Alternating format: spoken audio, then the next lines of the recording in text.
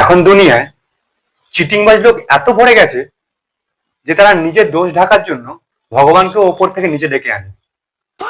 একজন ছেলে স্ট্যাটাস দিয়েছে, ভগবান শ্রীকৃষ্ণ বলেছে, তোমার সাথে শারীরিক সম্বন্ধ যার সাথেই হোক না কেন, তুমি যাকে মন দিয়ে ভালোবাসো সেই তোমার আসল ভালোবাসা। শ্রীকৃষ্ণ এরকম কখন বললো? শালা হারামজাদা নেচারলেস ছেলে কোথাকার, শালা পরকীয়া করতে গিয়ে ধরা পড়েছিল বউয়ের কাছে, তারপর নাকি সে এইসব স্ট্যাটাস দিচ্ছে। ভাবা যায়? তারপর এইসব চিটিংবাজ লোকগুলো শুধুমাত্র তারা এইসব ইনোভেটিভ আইডিয়াগুলো এইটুকুর মধ্যেই সীমাবদ্ধ নয়, তারা এর থেকে আরো বেশি কিছু ভেবে রেখেছে।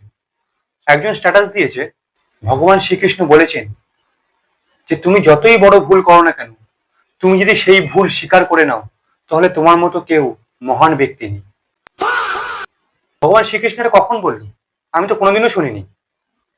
পরে জানতে পারছি যে ছেলেটা এই স্ট্যাটাসটা দিয়েছে সে নাকি পাড়ায় 3টে বাড়িতে চুরি করেছে, ক্লাবে খুব কেলান কেলিয়েছে মালটাকে, আর এই স্ট্যাটাস গুলো দিয়েছে যাতে পরে না মার খেতে হয়।